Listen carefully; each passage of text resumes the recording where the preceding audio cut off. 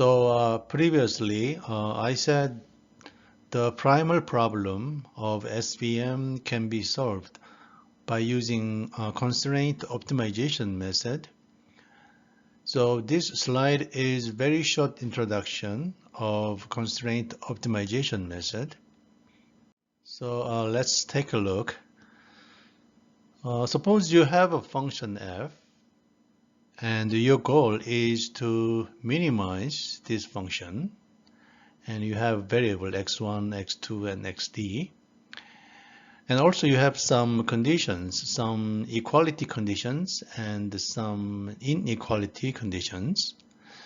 So your goal is to find these variable values, okay, which minimize this function, okay, under the conditions of these. That is the goal of this problem, okay. And the method we're gonna use here is called constraint optimization method. So basically, you're gonna optimize, you're gonna minimize this under this constraint, under these conditions. Okay, that's what we're gonna do. By the way, if you wanna maximize this function, it's pretty simple. You simply put minus here and minimize it. That way you can maximize this. Okay, so minimizing, maximizing is basically the same. Okay,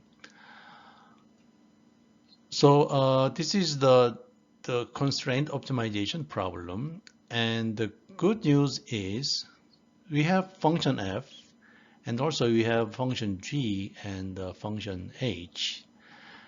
And suppose as this function f and this function h are convex function. What is convex function? Don't worry, I'm gonna explain this convex function a few slides later. Okay. So for now, you can assume this function f and this function h are convex function, and this g function is affine function. Affine function is just simply a linear line. Okay.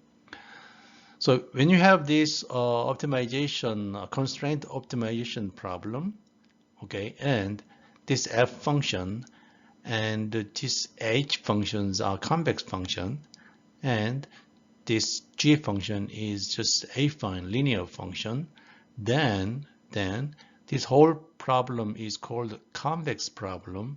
And the good news is, if this whole problem is convex problem, then the answer we get here is guaranteed to be the optimal solution.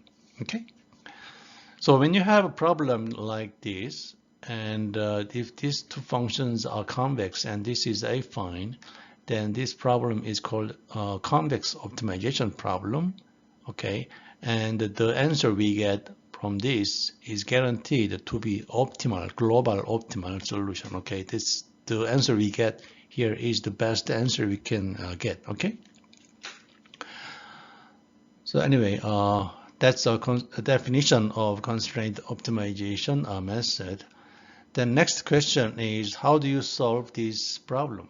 Okay, how do you solve this constraint optimization problem? Okay, so when you solve this problem, we use a technique called a Lagrangian multiplier. Okay, this is definition of Lagrangian multiplier.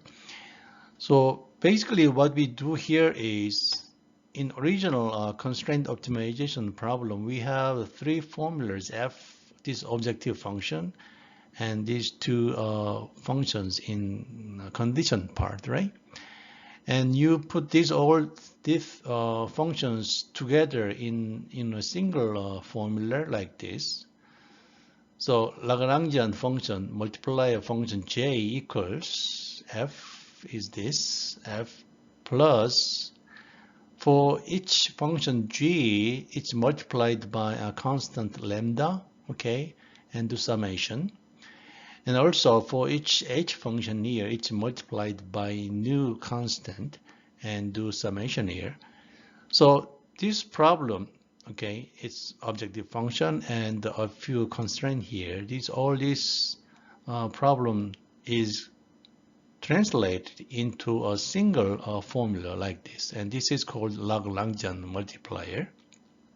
Okay, and by doing so, because we have only one equation, it's much easier to solve the problem. Okay, instead of having some inequalities and like equalities. Okay, so this is much easier to solve than this, right? So this is original problem, and by using Lagrangian multiplier, this problem now is translated into this problem. Okay, and then the next question is, how do you solve this problem? To solve this problem, you differentiate, you get derivative of this j function like this, okay, with respect to every variable x here, right? You do that, and also these are the conditions already given here. Okay, these are same condition here. And in a Lagrangian multiplier, we have another very nice condition saying KKT condition. It actually stands for Karuskun-Tucker condition. Basically, these are the person's name who kind of invented these conditions. So anyway, so this KKT condition says if you convert this original to this Lagrangian multiplier, and then this one, when you solve this problem, you can use these conditions. So you have Lagrangian multipliers, and how do you get this? How to solve this problem? You get derivative of this Lagrangian with respect to every variable, and then also you have these other conditions as well. So by using this and this, now you are able to solve this problem, which maximizes f. Okay, you get the value of x, which maximizes this f function. Okay, that's the definition of constraint optimization, and also how do you solve the constraint optimization by using Lagrangian and KKT conditions.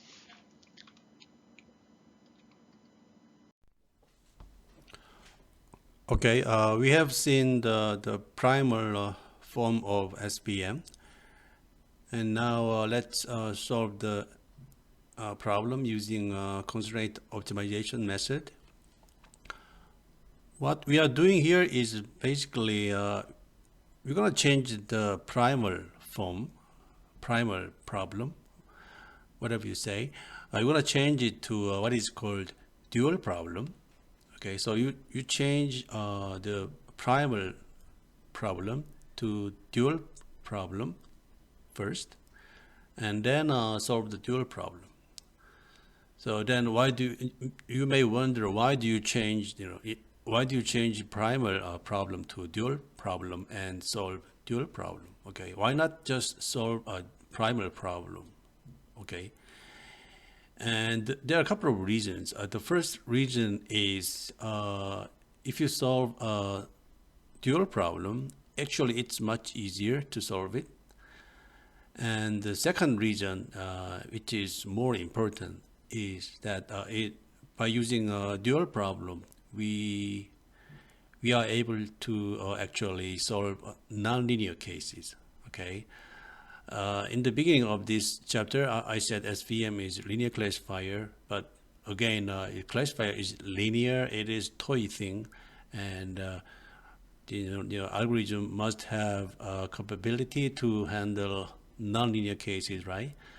So by changing this problem to dual problem, we has the capability to process nonlinear cases. Okay. We're going to talk about this dual problem a little later on. Okay, so anyway, what you're going to do here is we change primal problem to dual problem using constraint optimization method. Okay, so let's do it. So here So this is definition of constraint optimization, right? You define function and you want to minimize it, and you have a constraint, inequality constraint like this, right? So for this function f in SVM case, we have this, right? You look at the definition of primal problem. Okay, this is the f function, and for this inequality condition, originally we have this, okay, but we have to change this to this form, okay. It says like, left hand side is less than or equal to 0. So this inequality is changed to like this, okay. So this is f and this is now h, okay. So by using this, you construct a Lagrangian form, right? J equals like this. So putting this together, we have this Lagrangian form for SVM. Okay, so this is pretty straightforward. So constraint optimization, you define f and you minimize it, right? So for f in SVM case, we have this, okay, and in optimization method, we have these conditions. For these conditions, we have this for in SVM case, okay. So this is the way we construct Lagrangian, okay. So you just plug in here, this one goes here, okay, and this one goes here, h, right? So this is the final form of Lagrangian for SVM algorithm, okay.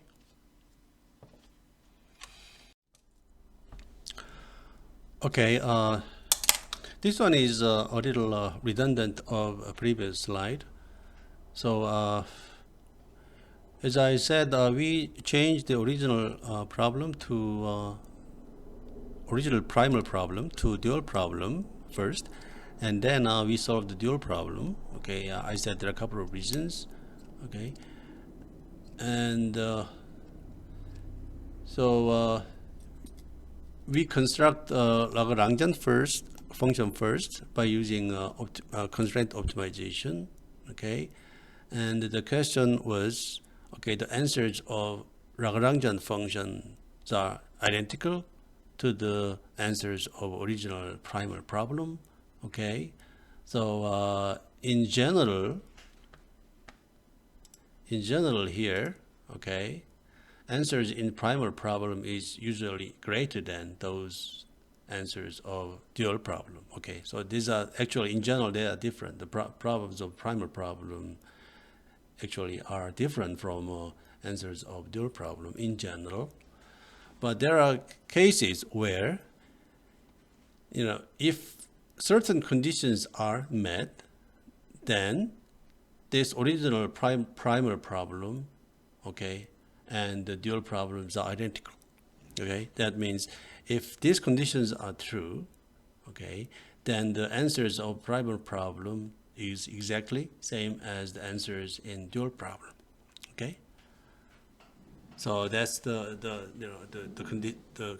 importance of KKT condition here. So the KKT stands for the three persons name, the initials of three persons, okay, who first invented it. Okay.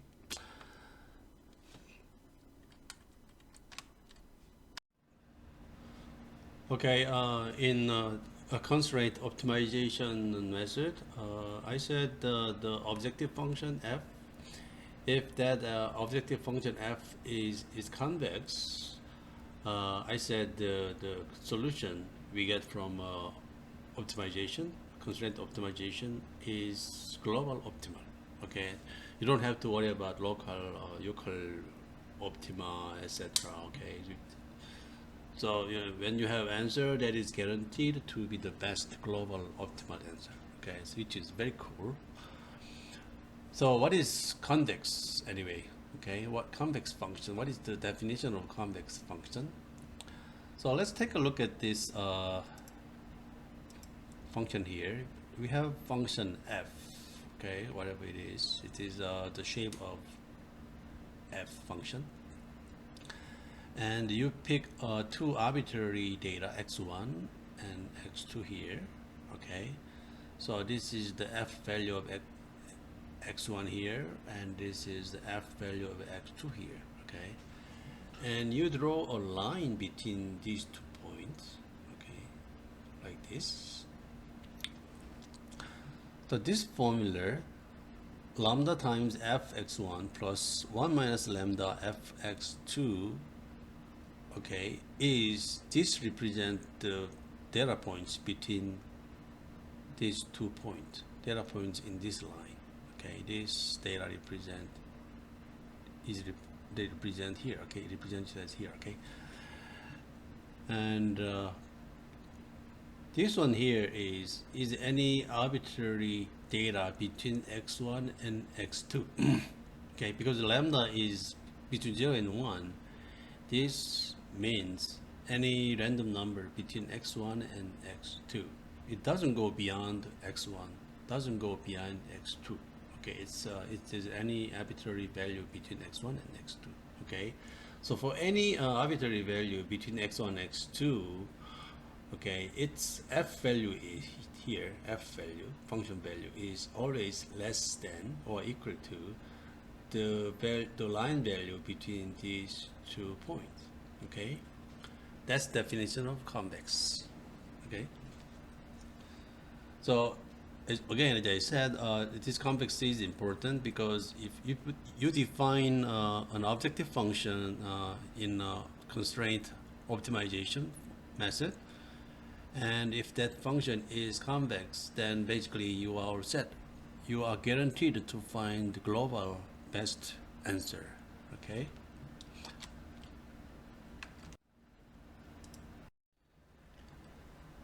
Okay, in this slide, we show some example of convex function. So if you look at this picture here, this example of convex. So as I said in previous slide, you pick two random points like this, and you draw a line here. Then, as you can see, this line is always greater than, okay, the value of f, right? So this line, the values in this line always greater than this f value. Same thing, you pick these two data, okay, and then data in this line is always greater than the f value here, right? So this is convex. The opposite of convex is called concave. Okay, this is concave, but actually concave and convex is the same, because the only difference is their the sign. If you put minus in in front of objective function, let's say minus f, then it becomes concave. So basically concave, convex is pretty much same. Okay, the only difference is their direction, their sign. Okay, so in concave, if you you select 2 point here, and every data in this line is lower, okay, lower than the f value. Okay, so convex concave is pretty much same. The only difference is their direction. Okay, their sign. This one here is, let's say you have a function like this. This is not a convex because you draw a 2 line here. Then you see this line. In this case, this looks like okay, a convex line. The line is above the f curve, but in this case, this line is under the curve, so it is not convex, and this is not concave either. So this is not convex. This is not convex either. It's just no. So in this case, if you define objective function to use constraint optimization method, and that objective function turns out to be convex or concave, and basically you are lucky. You are done. Basically, you can solve the problem, and the answer you have is guaranteed to be the optimal, grand optimal. Okay, but if the objective function you come up with is here. It's not concave, is not convex. Then the answer, yes, you can get the answer by using a constraint optimization method, but the answer is not guaranteed to be a global optimal. Okay, that answer can be a local optimum, right? So that's convex. Okay, so try to define a certain a category of convex function when you define objective function. Okay, this is another example of advanced stuff. This is about hinge loss. We studied the loss function a little bit in neural net. We talked about cross entropy and KL divergence, etc. Okay, and this is another example of loss function. It's called hinge loss. And the reason I talk about hinge loss here in SVM is when you look at some other SVM textbook or other lecture or whatever, okay, if you look at this formula, this is the Lagrangian form of SVM. We have seen this many times, right, in previous slide as well, okay. So in this Lagrangian form of SVM, sometimes this part is replaced by this, okay? In some other cases, some other text or some other SVM method, okay, this is replaced by this, okay? And this is called hinge loss, okay? So here in this chapter, we don't use hinge loss. Okay, we use this one. Okay, but some other case in other SVM algorithm, sometimes they use this. Okay, so don't be mistaken. Okay, these are pretty much very similar. Especially when you use a soft margin SVM, which you covered later on. Most likely, people use this one instead of this. Okay, so. Yeah. Sometimes we use this, and sometimes we use this. Okay, so again, in this chapter, we want to use this one. Okay. Anyway, it's hinge loss. What is hinge loss? Hinge loss is definition is this. Okay, hinge loss is maximum value between 0 and 1 minus y fx. Okay. So y means the true value. And fx is the predicted value, right?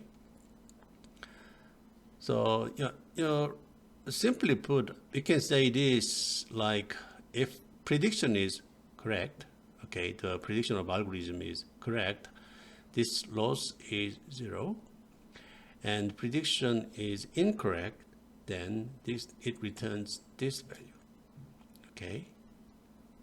So that's how this hinge loss works. So let me go over a little in detail here, okay? For example, let's say y true value is 1, okay? Y true value is either 1 or minus 1, okay? It's binary. So suppose y is 1, okay? And then if prediction is correct, that means fx value should be greater than 1 or equal to 1, right? So this value should be 1 or greater than 1, right? This is 1, and this is 1 or greater than 1, right?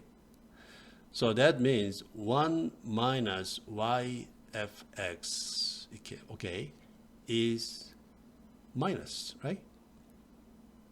Let me repeat this. Suppose y equals 1, and f then, prediction is correct, I said. If prediction is correct, fx is greater than 1 or equal to 1, okay? So that makes this part negative, right? So this is negative. The prediction is correct. This part is negative. So hinge loss chooses maximum between 0 and this is negative if prediction is correct, so it returns 0, okay? So that's why if prediction is correct, hinge loss returns 0.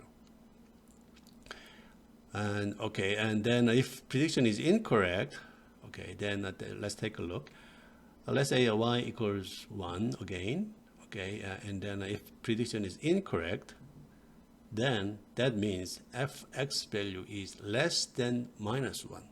Okay, that's from the definition of SVM. And its true value is 1. And if prediction is incorrect, the fx should be less than minus 1, right? You remember the definition of SVM, the line to a line there, okay? So this is 1, this is less than minus 1, okay? So this is minus, there's another minus here. So this whole thing is greater than 2, right? So this whole thing is greater than 2. So this is maximum between 0 and something greater than 2, right? So it returns this, a positive number, okay? So in summary, if you use Hinge laws, if prediction is correct, okay, the prediction F here, if prediction is correct, it returns 0, loss is 0. If prediction is incorrect, it returns a certain positive number, okay? It can grow. It can be very big number, okay? So the purpose of using Hinge laws is like this. If you use Hinge laws and then if your prediction is correct, it gives no penalty, okay? Loss is 0, okay? And on the other hand, if your prediction is incorrect, it gives a lot of penalty, okay? So that's how the Hinge laws works. So if you look at this picture here, okay, so if yfx, this is value of yfx, so if the prediction is correct, this means 0, okay, it returns 0. And if it returns incorrect, this error grows linearly, okay? So it can be any number, okay? 1, 2, 3, 4, 5, whatever, okay?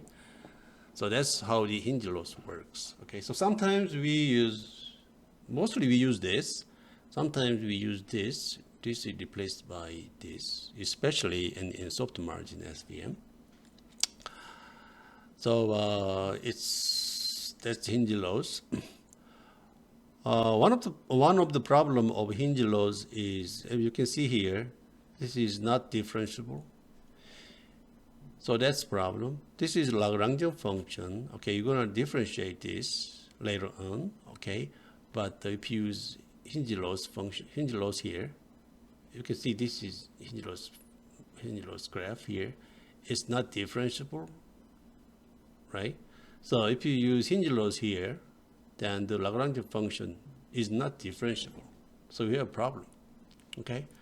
So if you use Hinge laws function, you have to use a certain a special technique called a sub-derivative or sub-gradient, whatever you call it. You can use this. You have to use this special technique to differentiate this Lagrangian function, okay?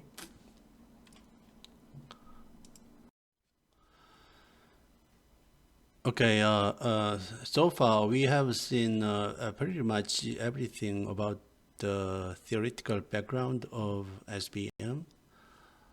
That includes the primal problem of SVM, the maximizing margin with some conditions, okay?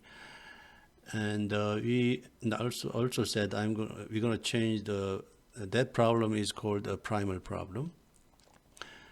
And I also said we're going to change the primal problem to dual problem, okay, by using a constraint optimization method, okay.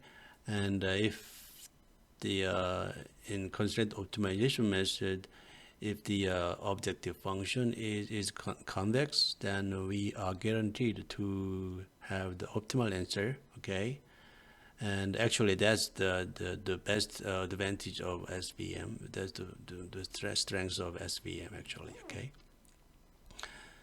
And also, we talked about KKT conditions, okay? That is, so we changed the primal problem to dual problems, okay? The question is, are these two problems identical? That means, the answers from primal problem is exactly same as the answers from a dual problem. Okay, that's the question.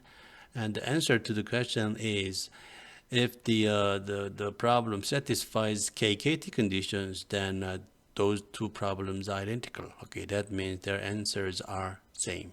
Okay, so the KKT condition is important in changing primal to a dual problem. Okay, so if KKT is true, the dual problem, primal problem has same answer. Okay. Okay, that's pretty much about the theoretical background of SVM. Okay, so now let's solve it. Okay, solve it means let's change to a dual problem. Okay, using KKT conditions. Okay, so this is the original. This is Lagrangian form of SVM. We have seen many times. Okay, so we use KKT conditions. These are KKT conditions, okay? And you take derivative of J with respect to W, and we have this, okay? And we take derivative of J with respect to B, and which is this, okay? And we have another KKT condition saying this, okay? Actually, here in this says either alpha or this is 0. Okay, usually, either this or this is 0, okay? Anyway, by using KKT, we have this condition, this equation, and this equation, okay? So by using this, we're going to paraphrase this formula, okay? And that becomes dual problem.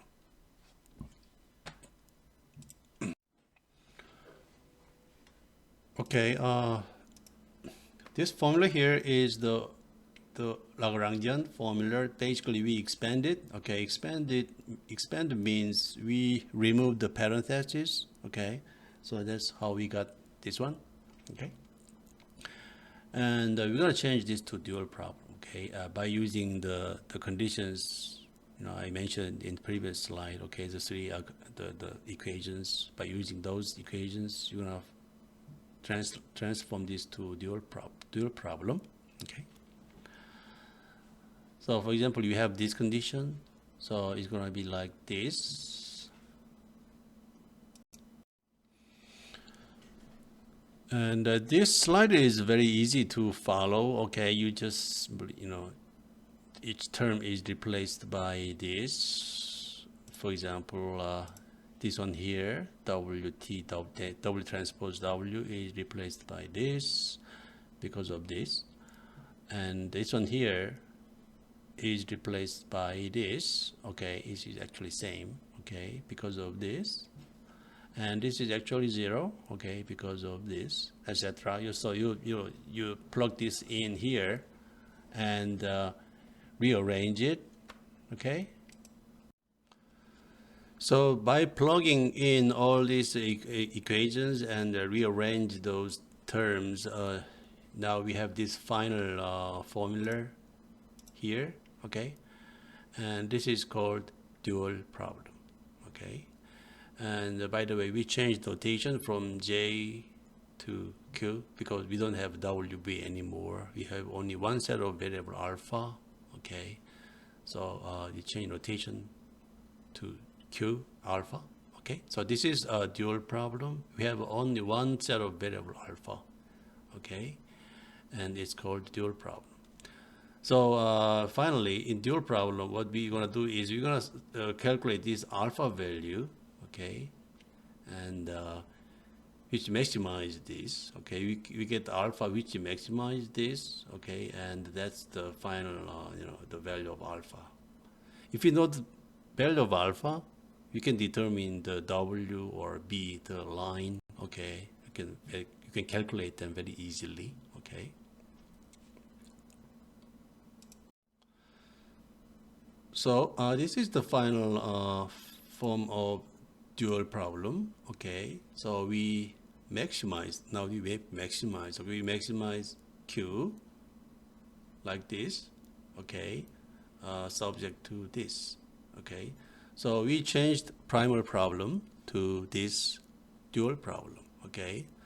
So if you remember, in the beginning, I said when you solve SPM problem, we define the primal problem first, and then we change it to a dual problem. Okay, so why do we change original primal problem to dual problem? Okay, and there are a couple of reasons. Okay, the first reason is, as you can see here, we have only one set of variable alpha, okay, and this is quadratic form, so it's very easy to compute. Okay, the problem is much easy. On the other hand, if you look at the primal problem, we have in inequalities, and you have it's very problem is very very cumbersome, very inconvenient. Okay, it's very difficult to solve it. Okay, so the first reason of changing to a dual problem is this dual problem is easier to solve it. Okay. Second reason is actually this second reason is much more important. Okay, is this dual form contains this term. Okay, xi transpose xj. Okay, this is super important. Okay, we changed primal problem to dual problem mainly because of this term. Okay, dual problem contains this. Okay, then why do we? You may wonder why this thing is so important. Okay, right? Why this thing is so important? Okay, we're gonna talk about it. Okay, a little later on. Okay, but I'm gonna say here is this because of this term we are able to solve non-linear problem. Okay, that's why this thing is super important. Okay, so this is dual problem. Okay, so you solve this problem. This is dual quadratic problem. This is a very easy problem, and when you get the alpha value, the W value can be calculated very easily, like using this. Okay.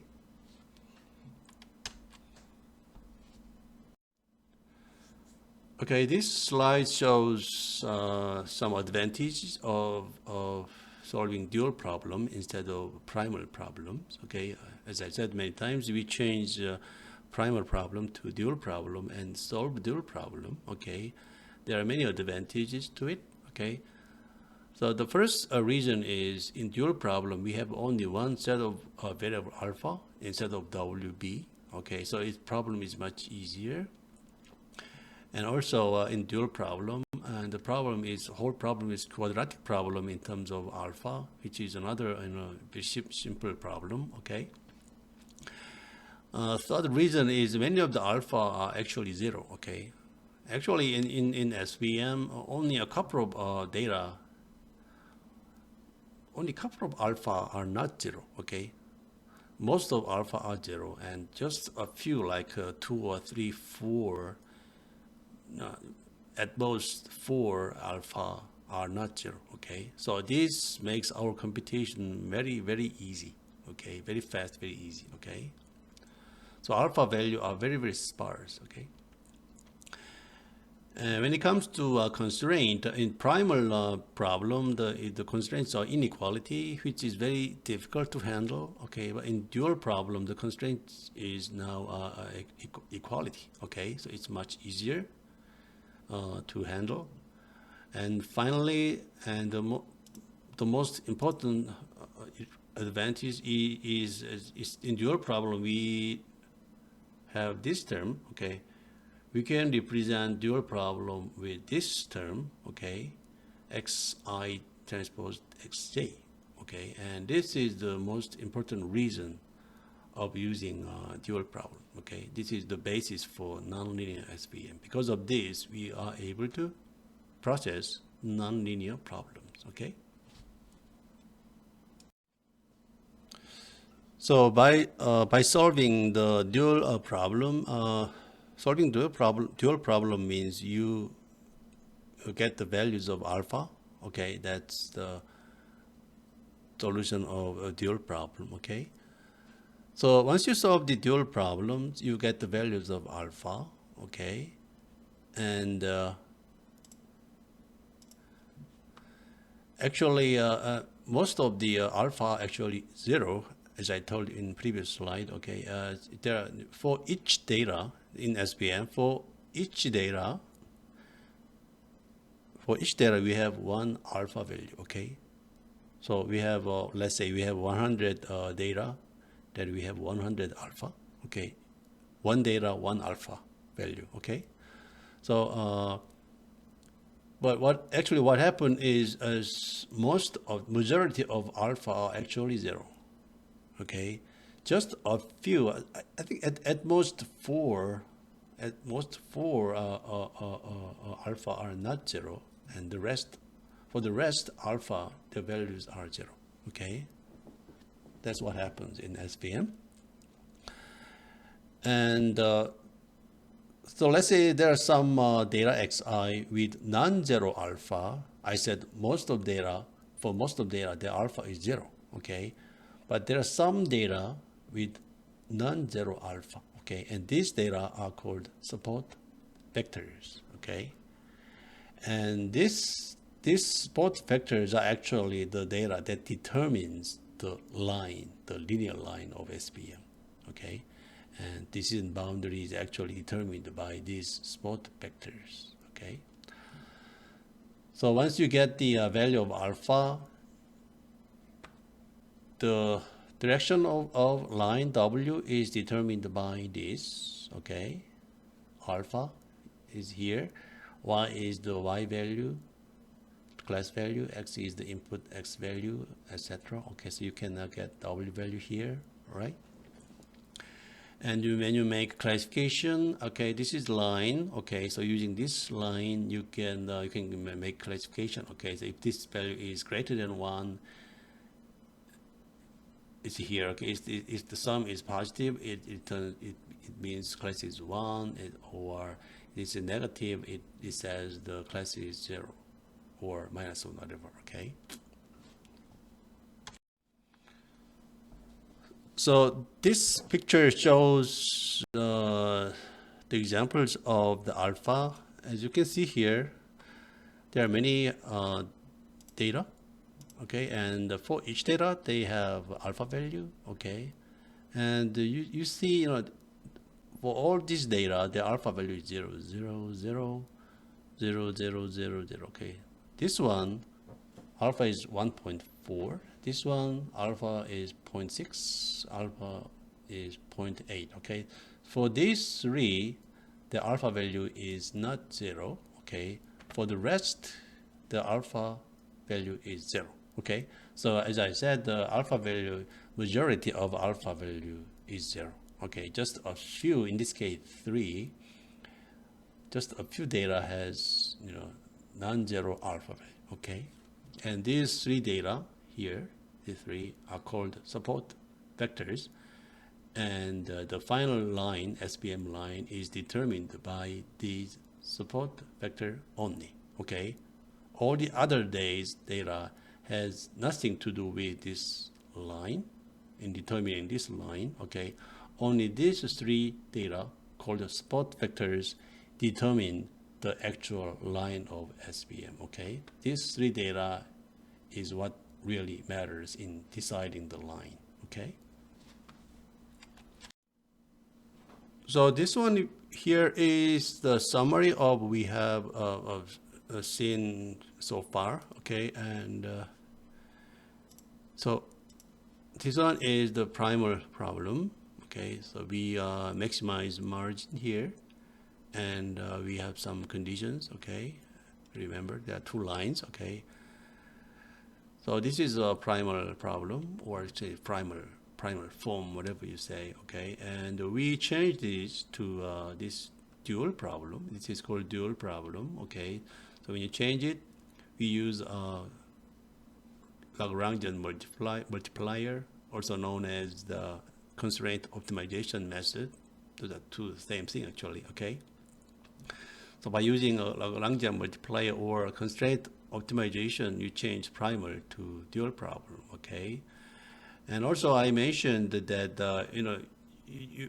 when you actually the answers of these problems, answers of primal problem and answers of dual problem may be different. Okay, actually, in general, these are different. Okay, but there are some cases, some conditions where these two problems are identical. Okay, and that conditions are called KKT conditions. Okay, so if this problem satisfies KKT conditions, then these two problems are identical. Okay, so when you change these to this primal to dual, we use KKT conditions. Okay, to change primal to dual. Okay. Okay, once you solve the dual problem, now you get the values of alpha. Okay, then by using the values of alpha, now you can calculate the W value and the B value. Okay, by using this formula. Okay, so this is the final line of SVM.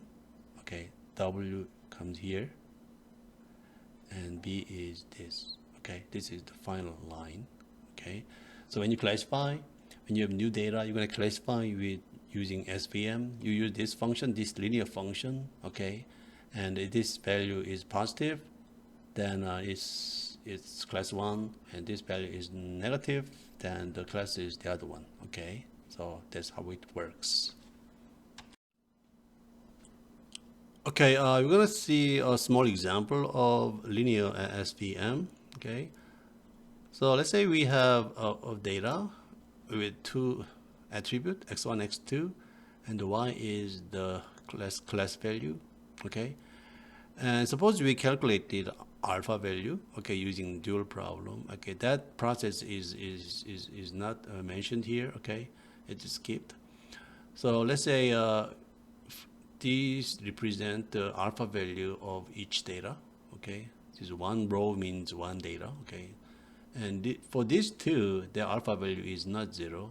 For the rest here, their alpha is 0. Okay, as I said, most of data, their corresponding alpha is 0. Okay, so this picture shows the line of SVM. Okay, so in this case, these two data is support vector. Okay, for these two, their alpha value is this. Okay, this. And for the rest, their alpha value is 0, 0, 0, 0, 0, 0. Okay, so that's how it works. So this is the line, right?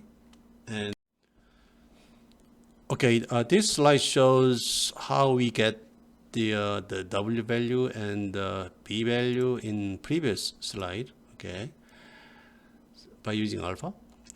Okay, so by this definition of calculating W, okay, so from this, actually in previous slide, there are only two data with non-zero alpha, okay, so we're going to use those two data only, okay, for the rest, the alpha is 0, so, we don't have to worry about, okay.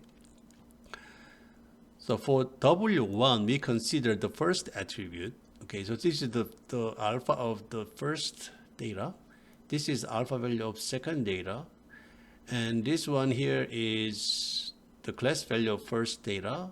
Okay, this is the class value of second data. And this is the value of first attribute of first data. Okay, this one here is the first attribute of second data. Okay. Again, same thing, the alpha of first data, alpha of second data, class value of first data, class value of second data. This one here is value of second attribute of first data. This one here is the second attribute. I'm sorry. This one here is second attribute of first data. This one here is second attribute of second data. Okay. So this one here, all these things use first attribute. Here we use second attribute. Okay. So how you do mathematics here, and you do this number, and B1 is using this. Okay, by definition, you plug these number values here. Okay, and we have this. So that's why we have this W value and B1 in previous slide. Okay. Now we talk about the soft margin SVM. Okay, soft margin classifications. Okay, in linear SVM, okay, we calculate the line, okay, and that is a strict line. Okay, strict line means, so let's say we have line here, okay, and everything in this side should have same class, whatever it is, okay, and every data in this side should have same class, okay, no exception, okay. That's the definition of linear SVM, okay. So there is absolutely, there is no error, okay, and that's linear classifier, okay, linear SVM actually. So here, what you're gonna do is called a soft margin SVM, and what you're gonna do is actually we're gonna allow a little bit of error, okay. So if you look at this example here, okay, we have a SVM line here, and also we have two parallel lines, and we have this support vectors, okay, the same old story, okay. And what is different here is, if you look at this data, okay, this data is blue, okay, it is supposed to be here, okay. And again, look at this red data here, and this red data is supposed to be here in this side, right? So this is error. If you draw this line, this is error, and this is error, right? So the basic idea of soft margin SVM is we are looking for line, but at the same time, we allow a little bit of error, okay? This is not strict line, and this is a line, but we allow a little bit of error, okay? So in this case, for these two data, for this data, this one is error, okay. If you use this line, this is error, right? This data is error, and this one here is Chang-Hwan, okay. This Chang-Hwan is the size of error, right? So this data is error, and this is the size of error. Chang-Hwan is size of error for this data, okay. And for this data, again, this is data is error, okay, and this Chi is the size of error for this data, right? So so this is pretty much same as the linear SVM, but we allow a little bit of error, okay, and that is called soft margin SVM, okay. So the reason we need a soft margin SVM is, so if you look at this example, if you you wanna draw a strict line, it's impossible, right? You cannot find a linear line which separate these, right? So the boundary should be something like this, right? Non-linear, okay. So if you want to use line, you definitely have some error there, and you have to allow a little bit of error, and that soft margin SVM, okay. Okay, this slide is kind of redundant to the previous slide. Okay, so again, we are using a soft margin SVM. Okay, that means we allow a little bit of error. Okay, so if you look at this example here, and we draw a line here, okay, and these three are support vectors, right? So using these support vectors, we come up with this line, okay, which is this, okay. So if you draw a line here, then we have some error, okay. This xi is definitely error. This, using this line, this data should be somewhere here, right? So this is error, and the size of error is psi I here, okay. For this data, size of I is size of data, the error is psi I here, okay. This is size of error, okay. And for this data should be here, okay. This data is same. It's the same side as the other guys here, okay? But still, this guy should be above this line. So this guy is error 2, and size of error is xi j. Okay, this one. This is the size of error for this data. Okay. So if you draw this line using these both vectors, okay, then we have 2 errors, and for this data, these are their error, size of error here and size of error. So we allow a little bit of error, and still we draw a line, okay? So that's soft margin SVM. Before I move on, you may wonder, okay, then what if we draw a line? Is something like this, okay? Something like this, okay, then we have no error, right? We have no error, okay. Yeah, we have no error for this data. For this training data, we have no error. But if you draw a line like this, its margin is super narrow, okay? Very, very narrow, right? And that's no good. In SVM, we prefer a line with maximum margin, okay? Maximum, the wider the better. And so this line, this margin is pretty big, okay, which is good. We draw a line here, it's narrow, margin is super narrow, okay? So it's overfitting pretty much later on, okay? So we don't like it. So instead of drawing line like this, we draw line here, and then, so if you have large margin here, and allow a little bit of error. So this is much better than drawing line like this. Okay, that's the advantage of using softmax margin. So soft margin SVM is very similar to the linear SVM. Okay, just a few differences. So if you look at this definition here, this is the definition of soft margin SVM. So the similarity between linear SVM and soft margin is they both maximize margin. Okay, that is the common thing, and there's some difference here. Okay, we look at this. This is the conditions of soft margin SVM. Okay, so here this means every data. Okay, if class value is 1. Okay, class value is 1.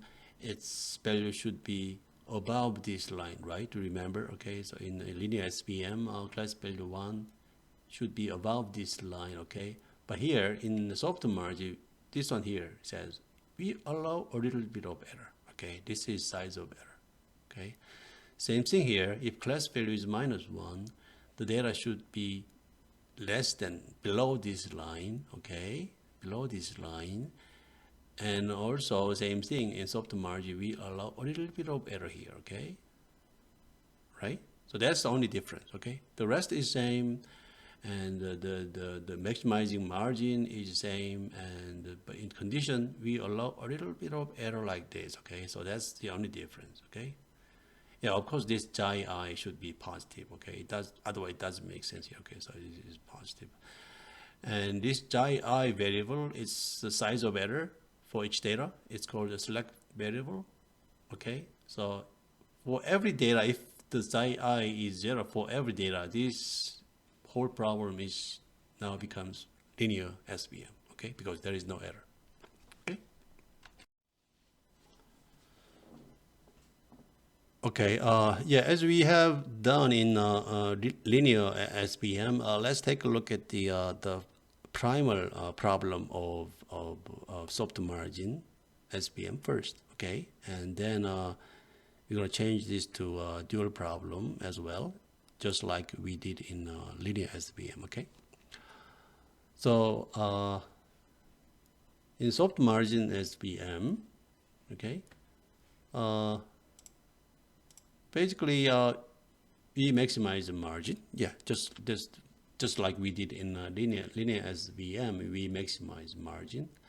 And also, there are some errors, right? But we're going to minimize the error, okay? So we have two goals. We maximize the margin of the line, and also, at the same time, we're going to minimize the total error, Okay, it makes sense. Okay, that's the goal of soft margin. In linear margin, we don't have this minimize error as something like this. We don't have this, okay, because there is no error. But in soft margin, we allow some error, but we're gonna minimize it, right? So in soft margin SPM, we're gonna maximize the margin, and also at the same time, we're gonna minimize the total error, okay? So let's represent this thing in a formula, and which is this, right? So we minimize this. This one is familiar, okay? As I think by now you guys know what this is. Or this means is we maximize the margin, right? If you don't know what this means, you go back to the the linear SPM and take a look at this why this thing is about maximizing margin. Okay, so this is about maximizing margin, and this C is constant. Okay, and this is summation of error. Okay, so we minimize two things. Okay, you minimize this and this. Okay. So minimize this means we maximize margin, and we minimize this means we minimize total error, right? C is constant. It's trade-off between these two, okay? So in soft margin SVM, the objective function f is this, okay? This one here, without this one here is the objective function of linear SVM, okay? In soft margin SVM, we have another term of this, okay? This represents the summation of error, okay? So we minimize two things simultaneously, okay? C is a constant. It's trade-off between error and the margin, okay? You want to emphasize this. You want to increase the value of C. You want to emphasize the margin of line. You reduce the value of C. Okay, so this is trade-off between these two. Okay. So finally, the primal problem of soft margin is as follows. Okay, so we minimize this as I've seen here. Okay, this might minimize this, and you subject to this. Okay, this was mentioned in previous slide, and the conditions are combined into one line. Okay, so this is the primal problem of soft margin SPM. The only difference between this and the primal problem of linear SPM is in soft margin SPM we have this and this. Okay, in linear SPM we don't have this and we don't have this. Okay. So without the terms of the red circle here, this is primal problem over linear SPM. With this red circle terms here, that is primal problem of soft margin SPM. Okay. So we defined the problem of soft margin SPM. Okay, and just like we did in linear SPM, we changed this to dual problem of soft margin SPM. So the idea is same. We use Lagrangian method, okay, and the KKT condition, etc. Just pretty much same, okay. A couple of different here is, as I said in hinge loss, okay. When people use the soft margin SPM, they use hinge loss, okay, and it's for objective function.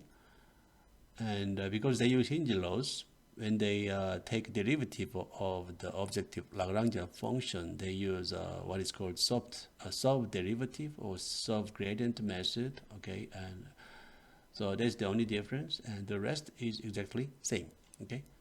I don't go over the self-derivative method. This method is to calculate derivative of of non-differentiable case. Okay, so anyway, so by using this, we can change the primal problem to dual problem like this, okay?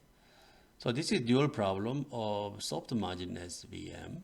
So as you can see here, the dual problem of soft margin is very, very similar to the dual problem of linear SVM. Okay, the only difference we have is this part. Okay, for every alpha, okay, its value is limited to C. Okay, for every value alpha, its value is less than or equal to C, is limited to C. That's the only difference, okay? There's only difference between the dual problem of SVM, soft margin SVM and linear SVM, okay? Yeah. And we solve this problem, quadratic problem, okay, and we get the values of alpha, okay, then we are done, okay? Okay, this is a summary of soft margin SVM. And this one here is actually the primal problem of linear SVM, okay? And so in soft margin SVM, we allow a little bit of error, right, xi.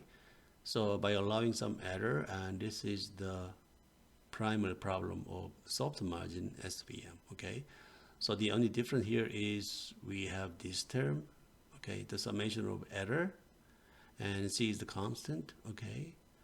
And this condition is changed like this, okay? So for each data, we allow a little bit of error, okay? So these two are differences, right? And the rest is exactly same. So this is primal problem of soft margin SVM, okay? Again, C here is the constant, and it's kind of, how much weight you're gonna give to this error, or how much give weight to this margin, okay? You think the maximum margin is very important, then you give very small value of C. And if or this reducing error is very, very important, then you increase the value of C, okay? So that's parameter C that determines, okay, the weight balance between these two, okay? And also, as we did in linear SVM, we changed the primal problem to the dual problem of max margin SVM, and this one here shows the dual problem of soft margin SVM, okay? So again, it's pretty much same except this one here, okay? So every alpha in soft margin SVM is alpha value is limited to C. Then that's the only difference, okay? The rest is identical to the linear SVM, okay? So using this, by using this formula, you get the values of alpha, okay? So then you have W value and B value, okay? So this is the final line SVM classifier in soft margin SVM, okay?